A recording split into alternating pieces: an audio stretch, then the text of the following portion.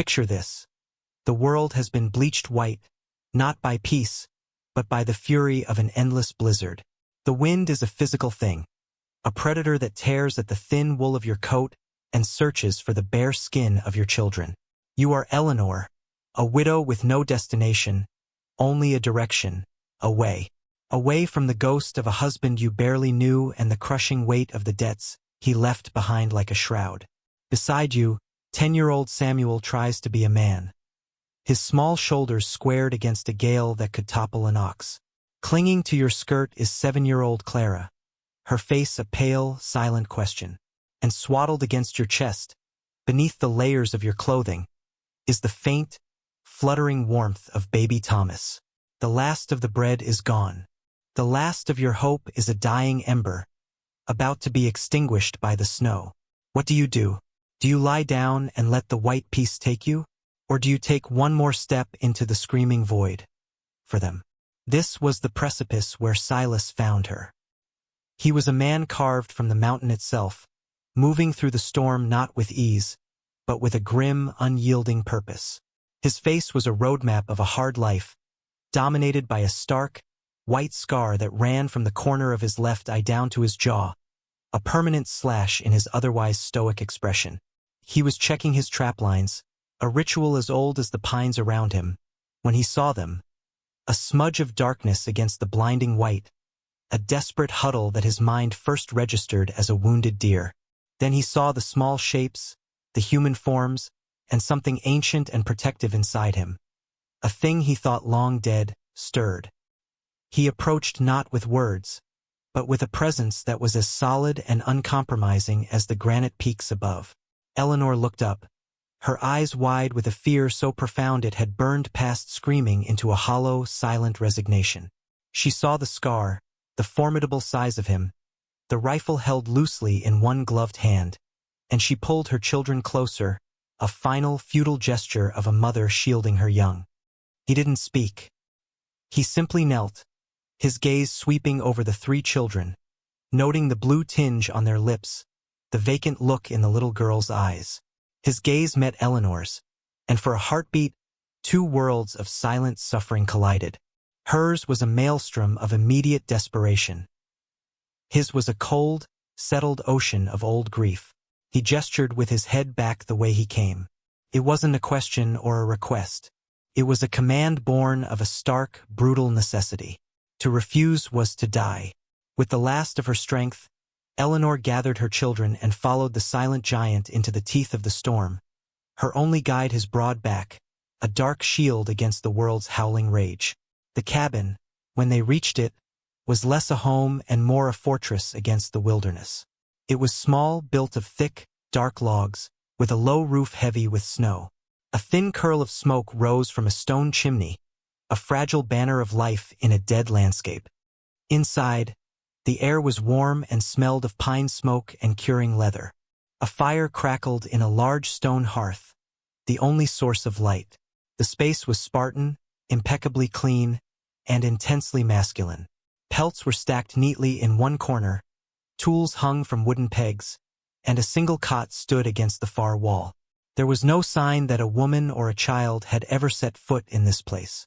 Silas directed them toward the fire with a grunt, his voice a rough, gravelly thing and used to conversation.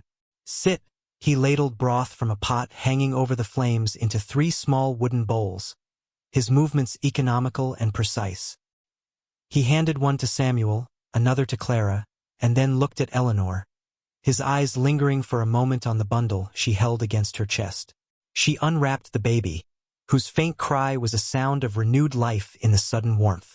Silas watched, his expression unreadable, before turning to fetch another blanket from a wooden chest.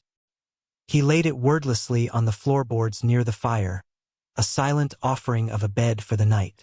Eleanor, exhausted to her very soul, could only murmur a thank you that was swallowed by the crackle of the flames.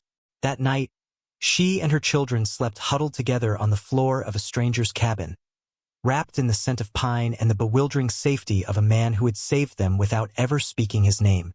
The days that followed were measured not in hours, but in the slow, rhythmic cadence of survival. The blizzard raged for a week, sealing the small cabin off from the rest of the world, creating an unlikely island of humanity in a sea of white. Silas was a creature of routine. He rose before the sun, tended the fire, checked on his small stock of animals in a lean-to, and worked silently on his traps and tools. At first, his presence was an intimidating silence at the center of the room. The children were terrified of him, speaking only in whispers and flinching when he moved too suddenly. Eleanor, driven by a deep-seated need to earn their keep, set about making herself useful. She cooked, mended his torn buckskin shirt with thread she painstakingly unraveled from her own hem, and kept the cabin tidy with a quiet efficiency that slowly began to alter the space. The harsh, masculine edges of the room softened. The air, once solely scented with smoke and leather, now carried the faint, warm smell of baking bread as she learned to use his meager supplies. Slowly, the children's fear began to melt away, thawed by the consistent warmth of the fire and the man's unspoken steadiness. Clara, who hadn't spoken a word since the storm, began to watch him. She would sit by the hearth, her doll made of rags in her lap, her large, solemn eyes tracking his powerful hands as he carved a piece of wood.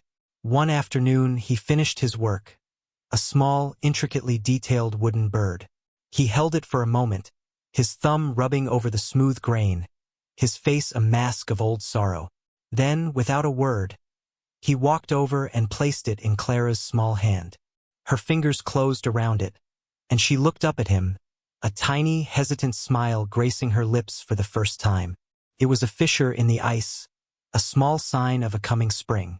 Samuel, wanting to prove his worth, began to follow Silas on his daily chores, mimicking his movements, trying to match his long strides in the deep snow. Silas never acknowledged the boy's efforts directly, but he started leaving a smaller axe by the woodpile. He would show Samuel with brief, precise gestures how to split kindling, how to read the tracks of a snowshoe hare, how to listen to the language of the forest. Eleanor watched these interactions with a heart full of cautious, burgeoning hope. She saw past the scar and the silence to the profound, aching loneliness beneath. She began to see the man not as a fearsome giant, but as a wounded soul who had built a fortress around his heart, just as he had built one of logs to keep out the winter. They began to speak, their conversations short and practical at first, revolving around food, weather, and the children. But in the long, quiet evenings, as the fire danced and the children slept soundly, a different kind of communication emerged. It was in the shared glances, the comfortable silence, the way he would place a fresh log on the fire just as she began to shiver. One night, her curiosity finally overcame her reticence. "That scar," she began, her voice soft. "If it's too bold of me to ask." He stopped his work, his hands stilling on the rifle he was cleaning. He stared into the flames, and the firelight danced on the jagged white line, making it seem alive. "Grizzly," he said, his voice flat.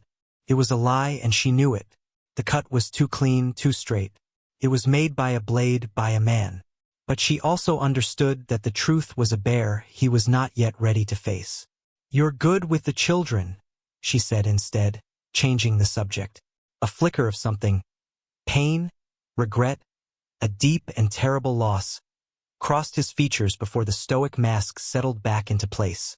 "I had a son once," he said, the words costing him more than she could ever know. "And a wife. Fever took them. Long time ago." The confession hung in the air between them, a fragile bridge built of shared grief. In that moment, he was no longer just her savior. He was Silas, and she was no longer just a widow. She was Eleanor, and in the silent, snowbound cabin, the four of them were becoming something dangerously close to a family. The thaw came as both a blessing and a curse. As the snow receded from the mountain passes, the world rushed back in. The vibrant green of new life replaced the stark white of winter, but with it came the shadow they had fled. One bright spring afternoon, as Samuel and Silas were mending a fence and Eleanor was hanging laundry, the sound of hoofbeats echoed up the valley. It was a sound that did not belong in their secluded peace, and it sent a blade of ice through Eleanor's heart. 3 riders crested the hill, their silhouettes dark against the brilliant blue sky. The man in the lead was stout and dressed in a fine black coat that seemed grotesquely out of place in the rugged wilderness. It was Mayor Blackwood, the man who had owned her husband's soul and now believed he owned her. His face was a fleshy mask of smug ownership, his eyes small and greedy.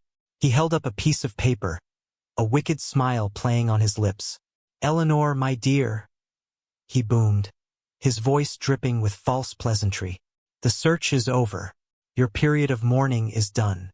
It is time to come back to town and honor your husband's contract." Silas moved. He didn't run. He simply placed himself between the riders and the cabin, where Eleanor had instinctively herded a frightened Clara. His body was a living wall. "She's not going anywhere," he said, his voice low and rumbling, the sound of rocks grinding together. Blackwood chuckled, a foul, wheezing sound. "And who are you? Some mountain savage playing protector? This is a legal matter. Her husband signed an indenture agreement.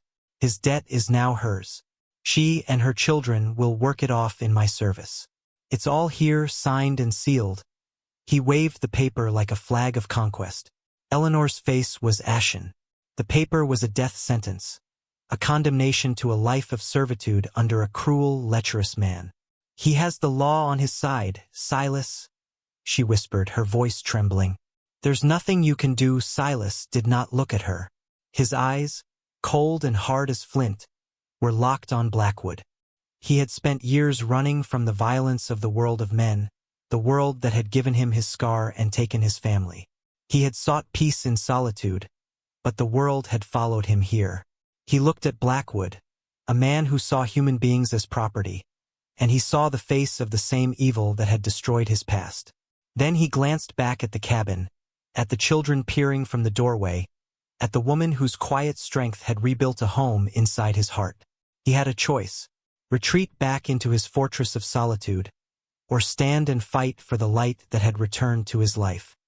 "The law doesn't reach this high up the mountain," Silas said, his voice devoid of any warmth. "And even if it did, some laws are not worth the paper they're written on." He took a step forward, his hand resting calmly on the handle of the axe tucked into his belt. "She is not property.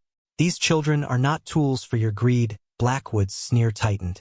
"Brave words, trapper, but they are empty. My men and I will be taking what is mine." He nodded to the two thugs beside him, who dismounted and began to advance, their hands on their pistols. The air grew thick with a tension that was about to snap. Samuel, watching from the porch, saw the fear on his mother's face and the unyielding iron in Silas's stance. In that moment, the boy's fear burned away, replaced by a surge of desperate courage. He darted back into the cabin. The confrontation exploded. Silas moved with a speed that belied his size, his axe a blur of motion as he disarmed the first man, the heavy tool shattering the man's wrist. The second thug drew his pistol, but before he could aim, a rock, thrown with surprising force and accuracy, struck him square in the temple. He staggered, stunned. It was Samuel, standing on the porch, his small face a mask of fierce determination. That single moment of distraction was all Silas needed. He closed the distance, and a single powerful blow sent the second man sprawling into the mud, unconscious.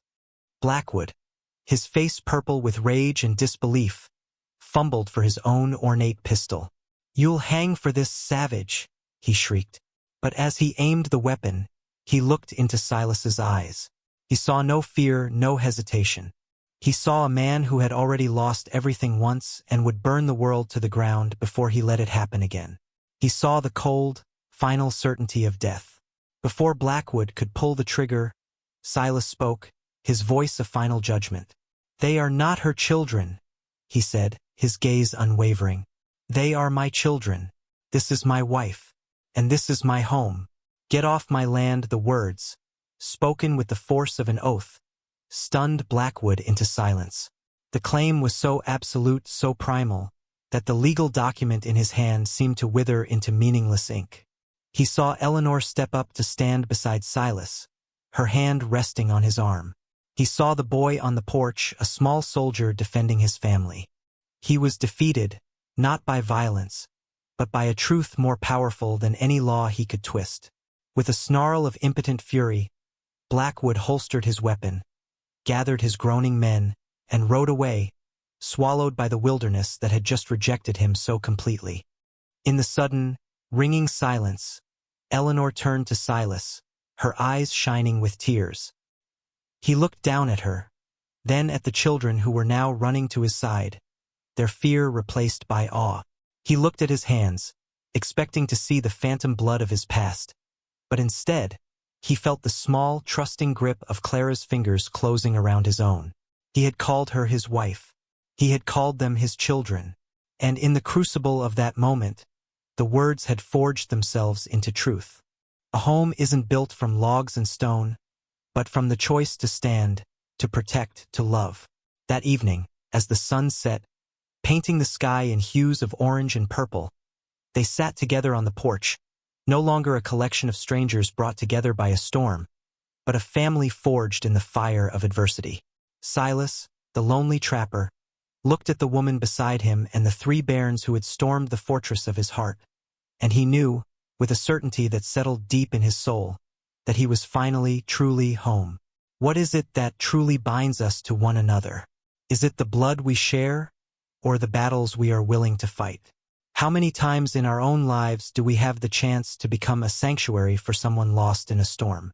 The choice to open the door, to offer warmth, to stand and declare, "This is my family," is a power we all possess. It is the quiet, everyday heroism that truly changes the world, one heart at a time. Tell us what you think in the comments below, and don't forget to like and subscribe for more stories that remind us of the enduring strength of the human spirit.